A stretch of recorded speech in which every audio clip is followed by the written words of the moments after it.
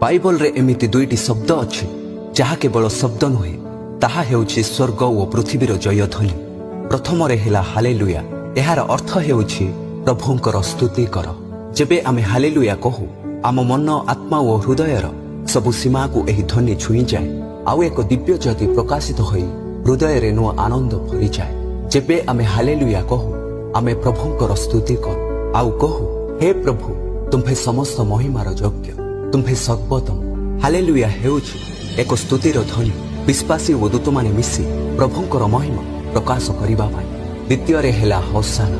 एहार अर्थ हेउछि प्रभु आमको उद्धार कर, आमको दया कर। जेबे लोक माने यीशुଙ୍କୁ जेरुसालेम को स्वागत करुथिले से माने उच्च स्वर रे कहिबाकू लागिले होसाना दाऊदଙ୍କ संतान।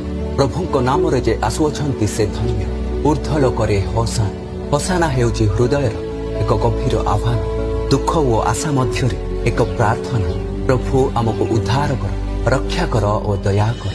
हालेलुया ओ होसाना एही दुईटी शब्द जेउठारे अछि सेठारे रहिछि स्तुति, करुणा, उद्धार ओ अनंत शांति। जेबे आमे एहा कहू आम आत्मा ओ स्वर्ग एकाठी कहिथाउ हे प्रभु तुम्हे समस्त महिमार योग्य, तुम्हे सर्वोत्तम। आमेन।